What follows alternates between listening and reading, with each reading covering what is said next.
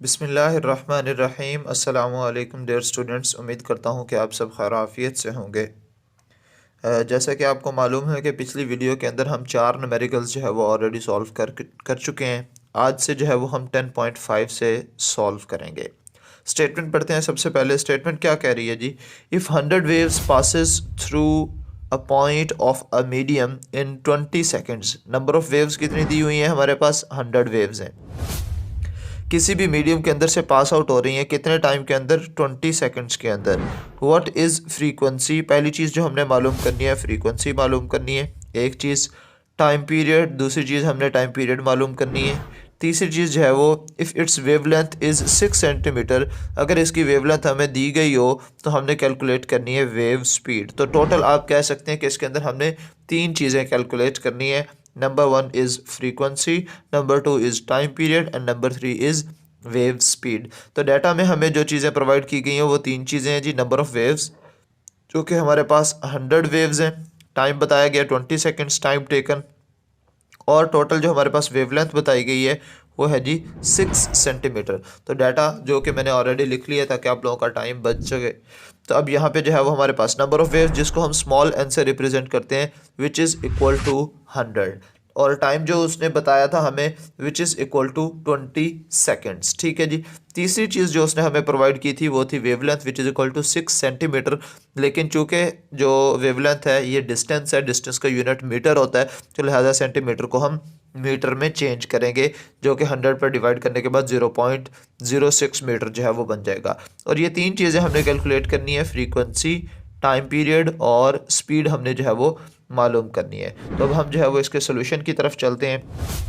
ए को हम सॉल्व करेंगे which is frequency, which is frequency. अब फ्रीक्वेंसी हमने मालूम करनी है, तो फ्रीक्वेंसी किस तरह से मालूम की जा सकती है? हमें 2 चीज़ें प्रोवाइड की गई हैं। गौर से देखें तो हमें बताया गया है कि नंबर ऑफ़ वेव्स मौजूद हैं और टाइम जो है वो मौजूद है।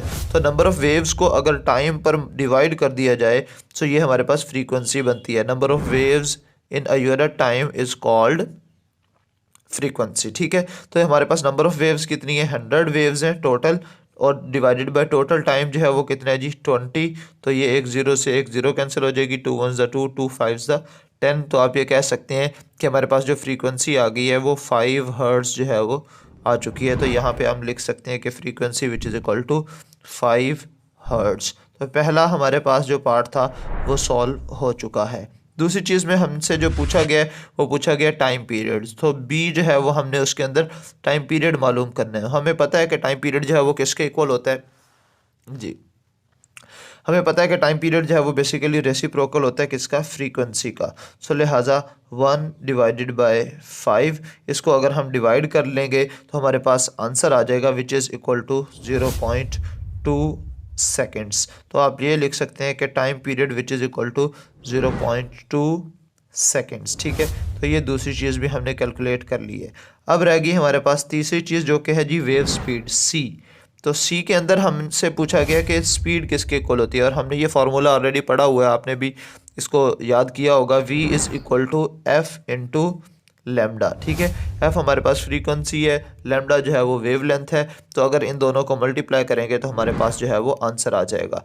तो यहाँ पे हमारे पास फ्रीक्वेंसी की वैल्यू कितनी है? 5 हर्ट्ज़ अभी हमने कैलकुलेट की है, मल्टीप्लाई बाय वेवलेंथ की वैल्यू जो है वो हमें दी गई थी यहाँ पे 0.06 मीटर। ठीक है। तो मैं यहाँ पे इसकी वैल्यू को पुट कर दूंगा, सिंप्लीफाई करेंगे तो आंसर आ जाएगा। तो ये हमारे पास 0.06 के साथ अगर मैं इसको मल्टीप्लाई कर देता हूँ तो ये आंसर बन जाएगा 0.3, और ये स्पीड है तो इसका यूनिट होगा मीटर पर सेकंड। तो लिहाजा हम ये कह सकते हैं कि ये हमारे पास स्पीड की वैल्यू भी आ गई है। एट द एंड अगर आपने रिज़ल्ट लिखना है तो रिज़ल्ट में आप सिंपली ये लिख देंगे। चले मैं एक इस न्यूमेरिकल का ना आपको रिज़ल्ट भी लिख के बता देता हूँ कि आपने रिज़ल्ट लिखना किस तरह से है। तो ये हमारे पास रिज़ल्ट आ जाएगा। ठीक है। सबसे पहले हम रिज़ल्ट की हेडिंग देंगे, उसके बाद हम ये लिखेंगे कि हमारे पास फ्रीक्वेंसी किसके इक्वल है। Frequency which is equal to F which is equal to 5 hertz. ये हमारे पास पहला रिज़ल्ट आ चुका है। दूसरी चीज़ जो हमने मालूम करनी थी वो था टाइम पीरियड। तो यहाँ पे हम लिख देंगे टाइम पीरियड, ठीक है, जिसको हम कैपिटल टी से रिप्रेजेंट करते हैं, which is equal to 0.2 2 seconds, ठीक है जी, 0.2 सेकेंड्स। तो ये हमारे पास दूसरा रिज़ल्ट भी आ चुका है। उसके बाद है हमारे पास थर्ड रिज़ल्ट, जो कि किस चीज़ का था जी, वेव स्पीड, ठीक है। तो आप ये कह सकते हैं कि speed which is equal to v which is equal to 0.3 metre per second. तो लिहाजा ये आपका न्यूमेरिकल जो है वो कंप्लीट हो चुका है। अब हम डिस्कस करेंगे 10.6 को। जी, अब जो हमारे पास नेक्स्ट न्यूमेरिकल है वो है जी 10.6, जो कि ये कह रहा है कि a wooden bar vibrating into a water surface in a ripple tank has a frequency of 12 hertz. तो पहली चीज़ जो हमें पता चली है वो है जी frequency which is 12 hertz. The resulting wave haves a wavelength of 3 centimetre, कि जो रिपल टैंक की वाइब्रेशन जिसकी फ्रीक्वेंसी जो है वो 12 हर्ट्ज है, उस वाइब्रेशन की वजह से जो वेव्स प्रोड्यूस हो रही हैं उनकी जो वेवलेंथ बन रही है वो कितनी है जी, 3 सेंटीमीटर जो है वो बन रही है। What is the speed of the wave, wave की स्पीड जो है ये हमने मालूम करनी है। तो डाटा के अंदर एक हमें फ्रीक्वेंसी गिवन है विच इज़ 12 हर्ट्ज और एक हमें वेवलेंथ गिवन है which is equal to 3 centimetre. तो डाटा जो है वो अब आपके सामने ये लिखा हुआ है, frequency which is equal to 12 hertz और जो वेवलेंथ है वो 3 सेंटीमीटर है। सेंटीमीटर को मीटर में कन्वर्ट करने के लिए हम इसको 100 पर डिवाइड करेंगे। जब 100 पर डिवाइड कर दिया जाएगा 3 को, तो ये हमारे पास 0.03 मीटर जो है वो आ जाएगा। अब हमने मालूम करनी है जी स्पीड। तो स्पीड मालूम करने के लिए हम सबसे पहले फार्मूला लिखेंगे। हमें पता है v is equal to F lambda. तो यहाँ पे हमारे पास फ्रीक्वेंसी की वैल्यू भी मौजूद है और वेवलेंथ की वैल्यू भी मौजूद है। दोनों की वैल्यूज़ को यहाँ पे पुट कर देंगे तो हमारे पास आंसर आ जाएगा। सो हमारे पास फ्रीक्वेंसी कितनी है जी, 12 हर्ट्ज मल्टीप्लाई बाय 0.03। इन दोनों को अगर हम मल्टीप्लाई कर लेंगे तो हमारे पास स्पीड की वैल्यू आ जाएगी which is equal to 0.36 metre per second. तो ये था जी आपका न्यूमेरिकल नंबर 10.6, जो कि बहुत आसान था।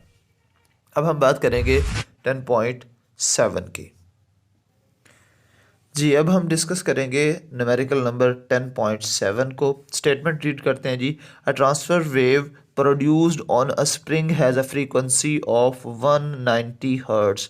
तो पहली चीज़ जो हमें पता चली है वो है जी फ्रीक्वेंसी, जिसकी वैल्यू कितनी है, 190 hertz, and travels along the length of the spring of 90 metre. Length of the spring जो है वो हमारे पास पता चल चुकी है, length which is equal to 90 metre in 0.5 seconds, ठीक है। यानी कि एक ट्रांसफ़र वेव जो है वो प्रोड्यूस हो रही है एक स्प्रिंग के अंदर, जो किस फ्रीक्वेंसी के साथ वाइब्रेट कर रहा है, 190 हर्ट्ज की फ्रीक्वेंसी के साथ वाइब्रेट कर रहा है। और उस स्प्रिंग की, लेट्स सपोज ये हमारे पास एक स्प्रिंग है, ठीक है, इसकी जो टोटल लेंथ है वो बता दी गई है which is equal to 90 metre. और ये वेव यहाँ से यहाँ तक जो है वो एक स्प्रिंग के अलॉन्ग कितनी देर में मूव कर जाती है, विच इज़ 0.5 सेकेंड्स। तीन चीज़ें हमसे पूछी गई हैं। सबसे पहली चीज़ हमने जो है वो टाइम पीरियड बताना है, दूसरी चीज़ हमने स्पीड ऑफ द वेव बतानी है, तीसरी चीज़ हमने वेवलेंथ ऑफ द वेव जो है वो हमने बतानी है। तो ये तीन पार्ट्स ABC ये जो हम सॉल्व करेंगे, ठीक है जी। सबसे पहले डाटा देखें जी, डाटा ये आपके सामने मौजूद है। Frequency which is equal to 190 hertz, length हमें जो है वो 90 मीटर बता दी गई है। टाइम टेकन, ये टाइम टेकन जो है ये टाइम पीरियड नहीं है, बच्चे ये कंफ्यूज हो जाएंगे कि टाइम तो हमें यहाँ पे दिया हुआ है, तो ये टाइम टेकन दिया गया। यानी कि मिसाल के तौर पर मैं यहाँ पे अगर आपको स्प्रिंग बना के दिखाऊं, ये यहाँ पे एक स्प्रिंग है जी, ठीक है। तो यहाँ से वेव यहाँ तक आने में कितना टाइम ले रही है, ये टाइम जो है वो बताया गया है, ना कि इसका टाइम पीरियड, ठीक है। टाइम टेकन और टाइम पीरियड ये दो डिफरेंट चीज़ें हैं, तो इसीलिए इसको मैंने स्मॉल t के साथ जो है वो रिप्रेजेंट किया है। क्योंकि जो टाइम होता है, टाइम टेकन होता है, यानी कि एक वेव को मूव करते हुए कितना टाइम लगा, वो टाइम पीरियड नहीं कहलाता बल्कि सिंपली टाइम कहलाता है, और उसको हमेशा स्मॉल t से रिप्रेजेंट किया जाता है। तो अब हमने तीन चीज़ें जो है वो मालूम करनी है। एक हमने मालूम करना है जी टाइम पीरियड, दूसरा हमने स्पीड मालूम करनी है, तीसरा हमने वेवलेंथ मालूम करनी है। तो सबसे पहले हम जो है वो ए को सॉल्व करेंगे विच इज़ टाइम। अब चूँकि हमारे पास फ्रीक्वेंसी गिवन है, तो लिहाजा फ्रीक्वेंसी अगर गिवन हो तो टाइम पीरियड निकालना बहुत आसान है, क्योंकि हमें पता है कि टाइम पीरियड जो है वो फ्रीक्वेंसी का रेसिप्रोकल होता है। So 1 divided by F which is equal to T. तो यहाँ पे जो है हमारे पास फ्रीक्वेंसी की वैल्यू इसमें हम इंसर्ट करेंगे, 1 डिवाइडेड बाय 190 हर्ट्ज़, ठीक है। और अगर 1 को 190 पर डिवाइड करेंगे तो ये हमारे पास आंसर आ जाएगा 5.26 into 10 raise to the power 3। तो पॉइंट यहाँ पे है, अगर आप इस पॉइंट को यहाँ पे चूँकि 10⁻³ दिया गया है, तो अगर -3 है तो इसका मतलब ये हुआ कि ये जो हमारे पास पॉइंट है ये एक्चुअली लेफ़्ट साइड से मूव करके आया है। तो हमने इसको 3 डिजिट्स जो है वो लेफ़्ट साइड पर मूव करवाना है, जो कि बन जाएगा 0.00526। ठीक है जी। और ये जो हमारे पास 0.00526 है, इसको अगर हम थोड़ा सा रीअरेंज करें और इसको थोड़ा सा अगर हम मॉडिफाई करना चाहें तो वो इस तरह से कर सकते हैं कि अगर मैं यहाँ पे इसको मैं राउंड ऑफ करना चाहूँ, क्योंकि ये हमारे पास 0 है, इससे अगले वाला जो डिजिट है या तो 5 होना चाहिए, 5 से बड़ा होना चाहिए, फिर उससे जो प्रीवियस डिजिट होता है उसको हम एक डिजिट जो है वो बढ़ा देते हैं। तो यहाँ पे 0 है, 0 के फ़ौरन बाद जो है वो 5 आ रहा है, तो 5 हो या 5 से कोई भी बड़ा डिजिट हो तो हम इसमें एक नंबर का इजाफा कर देते हैं, तो ये बन जाएगा 0.01। और ये हमारे पास टाइम है जी सेकंड्स के अंदर। तो ये टाइम पीरियड की वैल्यू जो है वो आ चुकी है। ठीक है जी, ये टाइम पीरियड की वैल्यू जो है वो हमारे पास आ चुकी है। अब उसके बाद दूसरी चीज़ जो हमने मालूम करनी है वो है जी स्पीड मालूम करनी है हमने। अब स्पीड मालूम करने के लिए आप लोग याद रखिएगा, ये हमारे पास b, इसके अंदर हमने मालूम करनी है जी speed which is equal to v। ये आपने 9th क्लास के अंदर चैप्टर नंबर 2 के अंदर स्पीड मालूम करने का फार्मूला पढ़ा था, v which is equal to distance divided by time. ये हमारे पास डिस्टेंस डिवाइडेड बाय टाइम होता है, डिस्टेंस हो या लेंथ हो एक ही बात होती है। तो यहाँ पे हमारे पास जो डाटा दिया हुआ है उसके अंदर डिस्टेंस नहीं है, हमारे पास लेंथ दी गई है। तो लेंथ और डिस्टेंस एक्चुअली एक ही चीज़ होती है, और ये टाइम भी हमें दिया गया है। तो लिहाजा अगर इस लेंथ को और इस टाइम को आपस में डिवाइड कर दें तो हमारे पास स्पीड की वैल्यू जो है वो आ जाएगी। तो लिहाजा मैं यहाँ पे लिख सकता हूँ v is equal to l divided by t। l की वैल्यू हमारे पास कितनी थी 90 मीटर, डिवाइडेड बाय टाइम था 0.5 सेकेंड्स। सो 90 को अगर 0.5 सेकेंड्स के ऊपर डिवाइड करेंगे तो हमारे पास आंसर आ जाएगा 180। और चूँकि ये स्पीड है तो इसका यूनिट होगा मीटर पर सेकेंड। तो मैं यहाँ पे दोबारा लिख देता हूँ v is equal to 180 metre per second. ठीक है, तो ये लिहाजा आप ये कह सकते हैं कि हमारे पास ये दूसरा पार्ट भी जो है वो सॉल्व हो चुका है। उसके बाद है जी हमारे पास part number 3 which is C. इसमें हमने क्या चीज़ कैलकुलेट करनी थी, इसमें हमने जो है वो लैम्डा कैलकुलेट करना था, वेवलेंथ। ये देखें जी, ये सी के अंदर हमने वेवलेंथ जो है वो कैलकुलेट करनी है।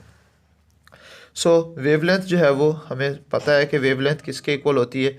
ये वेवलेंथ हम कैलकुलेट करना चाह रहे हैं। फार्मूला हम लोगों ने पढ़ा हुआ है v is equal to F into lambda, क्योंकि फ्रीक्वेंसी भी है और हमारे पास वेवलेंथ भी मौजूद है। और अगर फ्रीक्वेंसी और वेवलेंथ हमारे पास मौजूद हो तो हम उससे जो है वो फ्रीक्वेंसी और स्पीड हमारे पास मौजूद है तो वेवलेंथ कैलकुलेट करना बहुत आसान है। ये फ्रीक्वेंसी यहाँ पे मल्टीप्लाई हो रही है, दूसरी तरफ जाएगी तो ये डिवाइड हो जाएगी। तो हम ये कह सकते हैं कि हमारे पास ये स्पीड को जब मैं फ्रीक्वेंसी के ऊपर डिवाइड करता हूँ, ये इधर आके डिवाइड हो जाएगा, तो ये हमारे पास सिर्फ वेवलेंथ बचेगी जिसको मैं इस तरफ लिख रहा हूँ। ठीक है जी।